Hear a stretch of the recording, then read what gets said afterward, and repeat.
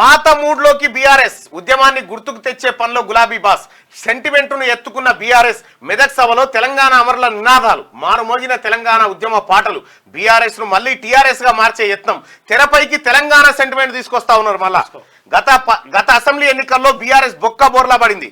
10 ఏళ్ళు అరాచకత్వంతో విసిగిపోయిన ప్రజలు ఇటు బీఆర్ఎస్ ను అటు కేసీఆర్ వైపు కన్నెత్తి చూసే పరిస్థితి కనిపించడం లేదు.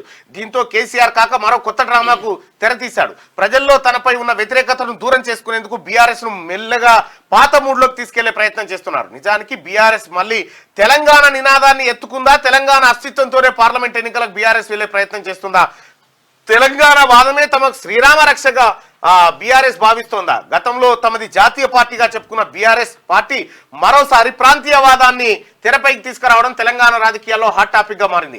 తాజాగా ఉమ్మడి మెదక్ జిల్లా పరిధిలోని సుల్తాన్పూర్ లో నిర్వహించిన ఎన్నికల సభలో ఈ అంశం చాలా స్పష్టంగా కనిపించింది. బీఆర్ఎస్ ను కాస్త టీఆర్ఎస్ గా మారుస్తారని గత కొంతకాలంగా ప్రచారం జరుగుతున్న విషయం తెలిసిందే.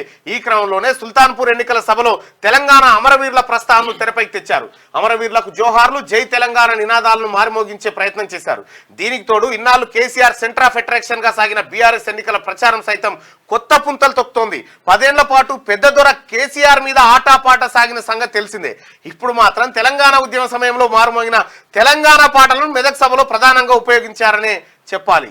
ఒక మాటలో చెప్పాలంటే కాక డిమోషన్ అయి మళ్ళీ కిందకు వచ్చిండు అంటే వచ్చి ఇప్పుడు మళ్ళీ తెలంగాణ రాజన్నో పాటలు ఇవే మళ్ళీ పాత పాటలు. అప్పుడేమో కాక ఒక్కడే బాపు ఒక్కడే అనేది మొన్నటి దాక్కుండే, ఇప్పుడు వెనక లేదు మనం అంతా అని ఇప్పుడు తెలంగాణ జాతి ప్రీత ప్రీత ప్రేత